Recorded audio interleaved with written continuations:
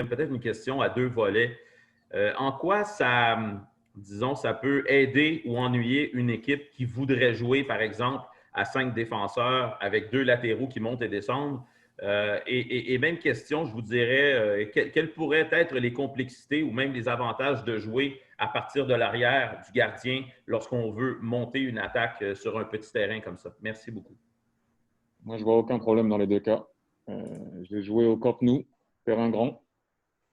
J'ai joué à Highbury, terrain petit. Ça n'a jamais empêché une équipe de construire ou de presser. Grand terrain, petit terrain. Donc, personnellement, je ne vois aucun avantage, aucun désavantage. J'ai joué sur un petit terrain, j'ai joué sur les plus petites dimensions et les plus grandes dimensions. On sortait la balle, même quand les mecs venaient presser, et encore plus quand c'était grand. Donc, pour moi, ça fait ni chaud ni froid. Dave Lévesque du Journal de Montréal. Bonjour Thierry. Chaque match, le prochain match est toujours le plus important que vous allez disputer, évidemment.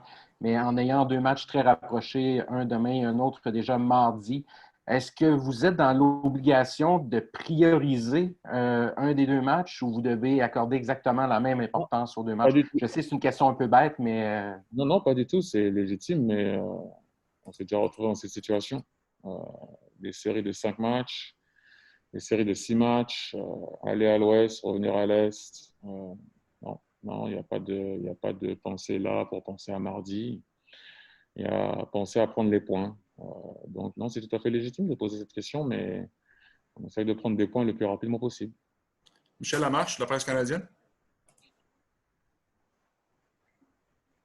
Bonjour Thierry, j'espère que vous allez bien. Ça va, si Patrick me le permet, j'aimerais poser 2 questions. Une première rapide, pour faire suite à la question de Jérémy. Il n'y a pas d'avantage, pas de désavantage à jouer sur un petit terrain. Pour moi. Sauf que j'ai pas fini. Sauf que l'autre équipe, elle, joue tout le temps sur ce terrain-là. Est-ce qu'à ce niveau-là, ça crée J'ai répondu. Pour moi, il n'y a pas d'avantage, pas de désavantage. Pour moi. Ta question, Michel? Oui, c'est beau. Maintenant, est-ce qu'il est possible un peu de nous raconter la semaine, comment ça s'est passé, qu'est-ce que vous avez fait, comment vous avez géré le repos, le besoin de récupération? Rien. Quarantaine. On n'a rien fait. Ah, ben oui, bien sûr. Excusez-moi, pardon. Non, c'est pas grave. Je pensais que vous étiez au courant. Non, c'est de ma faute. J'aurais dû savoir. Désolé. Paul Vance now in English, Montreal Soccer. Thanks, Patrick. Bonjour, hi, Thierry. Bonjour. What has this run of injuries and playing on the road all the time, call it a time of adversity if you like, taught you about your players and maybe even yourself as a coach? And I don't necessarily mean that in a negative way, as you'll probably see the emergence of Sejdic and Waterman as anything but negative. Listen, when you go through adversity, that's why you judge an athlete and a human being.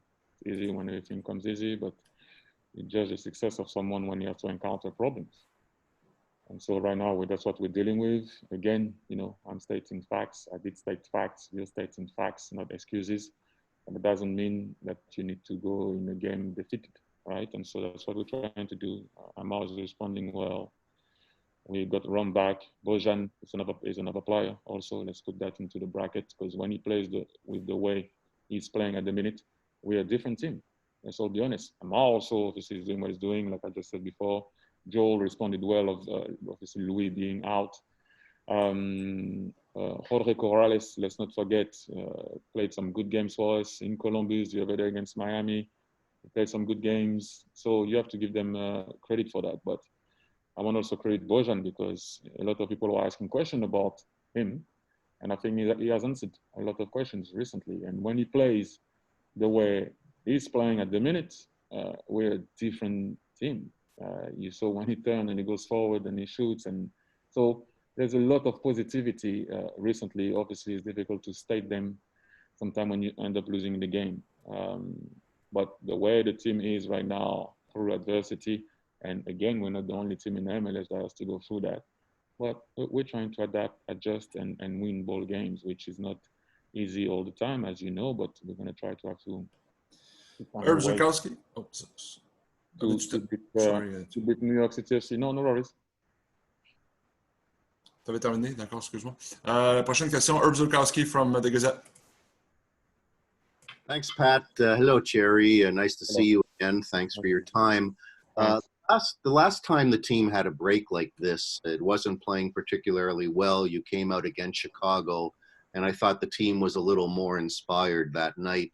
How important are these breaks for the players and even for you? And what do you do under quarantine to recharge your batteries when you have a break like this? Nothing. Nothing. You think, you work obviously on different stuff, but you don't do anything in quarantine. You will have to have that time to work. But as you said, mentally, it's vital also to recover. And yes, when we came back, we had a good game against Chicago. It wasn't so bad against Columbus, as you know, against Philly also. But then, in an ironic way, we finished well against Miami, when you would have thought that maybe it was the one that we're going to be the most tired. And we finished well. So right now it's about winning points, getting points as quick as we can against difficult teams, by the way, because New York City FC is a very good team on the ball and off the ball also. They like to play out from the back. We need to find a way to stop that. But it's just, recharging mentally is as important, if not more important than physically. It is. When your mind is okay, then your body follows. Next one is from Gemma, Canadian Press. Hello. Obviously, you've been through so much this season and having to live away from Montreal and all this. Do you have a message to the team at all about how through this final stretch you have to make these sacrifices worth it? Well, it's about playing football. It's not so much about sacrifices. This is a situation that we have to deal with. The team knows what I want from them. Whatever circumstances there are, those are facts, like I always said, but you can't use that as excuses. Those are facts, and I will repeat it again. But we have to find a way to win football games, like everybody in this league. So yeah, they know. Don't worry, they know what they need to do. Sometimes it happens, sometimes it doesn't happen. Like I always said, but at least they're trying. They're trying to fight. They're trying their best all the time in games, and that's very important for me. But the message, they know it. On a encore 2-3 questions. Sidney Faux, CanFC. Bonjour, merci Pat, merci Thierry pour votre temps. Une question en 2 volets. Tout d'abord, en fait, est-ce que ça vous fait du bien personnellement pour votre bien-être, votre santé mentale, une semaine comme ça? Et ensuite, sur quels éléments en fait, travaillez-vous pour pouvoir reproduire une performance comme celle contre l'Inter Miami? Oui, c'est bien de récupérer mentalement sur le plan personnel et même au niveau du groupe. Maintenant, recréer ce qu'on a fait, ça va être un match différent. C'est une autre équipe. Une équipe qui a un certain acquis au niveau de sortir la balle de derrière, avec leur gardien. Ça va être différent. L'Inter de Miami aussi essaie de jouer de la même façon, mais encore une fois, je le répète, je sais, mais c'est différent. Chaque match a sa spécificité sur le plan tactique, donc on va essayer de les gêner aussi et de faire ce qu'on a fait contre Miami et pas mal contre pas mal d'autres équipes aussi au niveau de la possession de la balle dans le camp adverse. Olivier Brett. Oui, merci.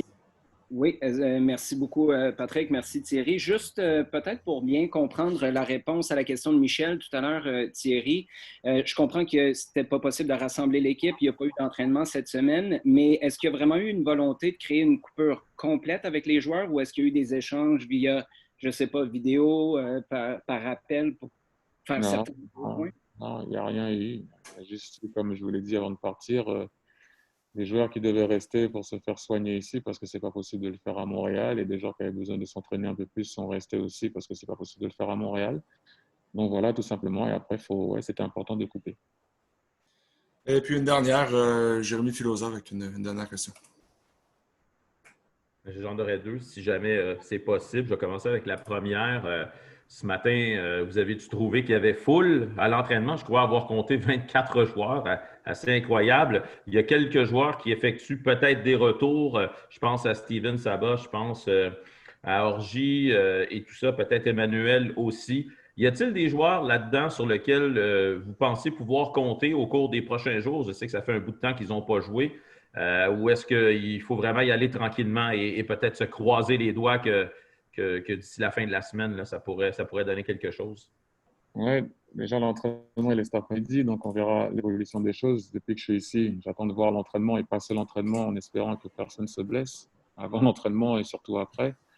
Après, oui, il faut faire attention. C'est le discours que j'avais tenu avec Balou, avec Lassie, je ne sais pas si vous vous rappelez, avec Orji. Essayer de ne pas aussi brûler parce que tu as envie, tu les revois, tu les vois, tu veux les utiliser tout de suite à l'entraînement, sur le banc. S'ils sont sur le banc, ça t'incite à les faire jouer parce qu'ils sont sur le banc. Donc, il faut faire attention aussi à l'intégrité, surtout des joueurs, surtout quand il y en a, ils reviennent de blessures, ça fait un petit moment. Donc, il faut essayer de remettre un peu de kilomètres dans leurs jambes et voir comment ils peuvent nous aider. Ouais. Mais c'est bien, c'est toujours mieux de voir du monde à l'entraînement que des personnes. Merci beaucoup, Thierry. Bon match demain. Merci à vous. Merci. Merci. On s'arrête ici avec Thierry. Je vous rappelle qu'il y a Romel Kyoto qui s'en vient sur le Zoom très bientôt. So Romel Kyoto will be joining shortly. Arcadio Marcusi est là pour la traduction des questions et des réponses de l'espagnol au français ou vers l'anglais, on verra. So Arcadio Marcusi is here also to translate Romel's answers. Thank you.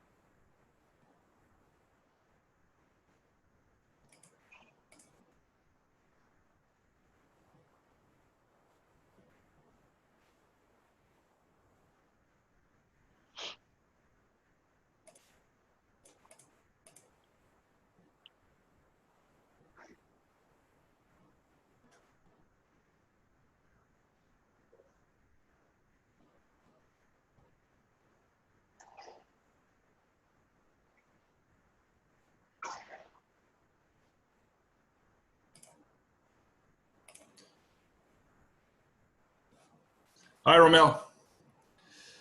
Yes, sir. Again, please push the raise hand button. Je vous rappelle qu'Arcadio est là pour la traduction. Arcadio is there to translate. We have a first one from Herb Zurkowski, the Gazette.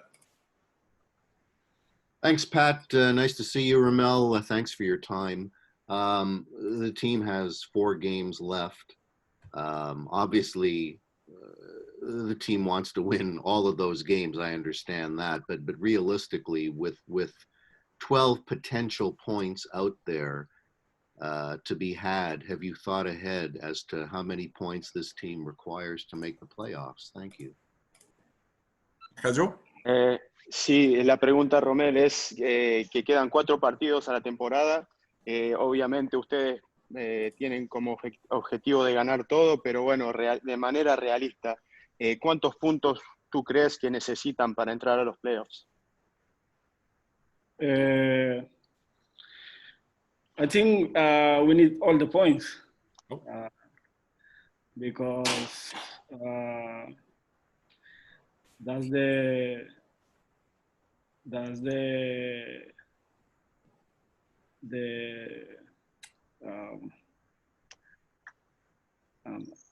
You want to say it in Spanish, Romel? Thanks for trying, though. Yeah. Creo que necesitamos todos los puntos. Queremos ganar todos los partidos, pero lo más importante para nosotros pues va a ser ir ganando partido a partido, pues no podemos pensar en ganar todos los partidos de un solo. So he said that obviously they want to win every possible point that's in play, to win every single game, but realistically they need to have a game-by-game approach in order to be successful. The next one is from Gemma, Canadian Press. Hi, Ramil. I'm wondering if you can talk about what it was like to have a few days off, what you did with your time, and how important that break was both physically and mentally for the last stretch of the regular season. La pregunta, Rome, es cómo les vino el tiempo libre que tuvieron los últimos días anímicamente y cómo están el grupo y tú personalmente a nivel físico y anímico también. No, pues creo que nos vino bien. Siempre a veces pues es importante descansar, ya que hemos venido jugando mucho. Y no, el equipo pues está muy bien, estamos conscientes pues de lo que queremos. Y en lo personal pues de igual manera pues me siento muy bien también y listo pues para poder pues seguir haciendo las cosas bien. So Ramel answered that it was very good to have a few days of rest. It was good for him personally and also for the group. They've been playing a lot lately. He said also that the team is doing great physically and also psychologically speaking. And it's the same for him. They're very focused on the goals that they need to achieve in the next few games and maybe after. And that's the main motivation for him personally and for the group right now. Jérémy Filosa, 98.5. Merci, Pat. Buenos días, Romel, y muchas gracias por el tiempo. Le quiero preguntar, ¿qué le permitió regresar de su lesión con tanta fuerza y rapidez? Gracias. No, pues creo que fue algo pues que en lo personal pues quise hacerlo, me puse a trabajar muy fuerte y sabía pues de que existía la posibilidad de poderme recuperar rápido. Quería jugar, quería ayudar al equipo y gracias a Dios pues acá estoy. Alors, Romel mentionne qu'il y a cru dès le début qu'en travaillant fort puis en ayant la volonté de revenir rapidement, il allait pouvoir le réussir. Et il dit que heureusement, c'est ce qu'il a réussi à faire pour revenir rapidement au sein du groupe et pouvoir contribuer. La question, Arcadio, en français de Jérémy. Oui, exactement. Jérémy lui demandait en fait comment il avait fait personnellement pour revenir aussi vite et en aussi bonne forme suite à sa blessure. Merci. Gavino, IMFC Radio. Pat, bonjour Arcadio. Juste lui poser comme question, est-ce qu'il se souvient de son dernier match contre le NYCFC? Il avait écopé d'un carton rouge l'année passée lorsqu'il portait les couleurs de Houston. Et peut-être comme deuxième question, c'est quoi les défis pour un joueur là, de jouer dans un petit stade comme ça? Merci.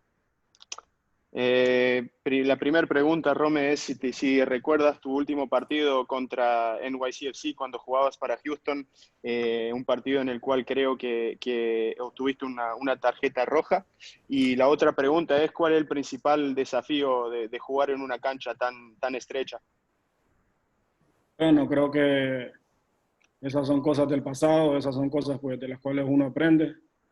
Y ya para mí pues es algo que quedó allá pues en el pasado. Entonces estoy viviendo del presente, disfrutando acá en Montreal, trabajando fuerte. Entonces jugar en una cancha como la que vamos a jugar el día de mañana, pues creo que no es excusa. Vamos a salir a hacer las cosas pues como lo hemos venido haciendo y tratar de que el equipo pues, pueda sacar un buen resultado. Alors, par rapport à son dernier match, Romel, il dit que ça appartient au passé, que ce sont des choses desquelles, évidemment, il a appris. Le présent pour lui, maintenant, c'est ici avec l'Impact. Il focus sur les choses positives qui arrivent maintenant avec le club. Par rapport au terrain, il dit que ça ne peut pas servir d'excuse que ce soit un terrain aussi étroit.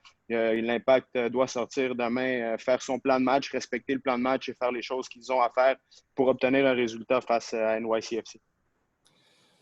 Est-ce qu'on a une autre question? Is there another question for Romel this afternoon? No. I think it was the last one. Thank you, Romel. Gracias. Thank you. Merci aussi, Arcadio, pour la traduction. Et je vous rappelle donc que le match demain, c'est à 19h30 contre NYCFC au Yankee Stadium. Donc, la prochaine conférence vidéo, c'est après le match. On vous tient au courant via Avis Média, comme on fait habituellement. So, the next video conference is right after the game tomorrow night at 7:30. You'll get the media advisory as soon as possible. Merci, bon après-midi tout le monde. Bon vendredi.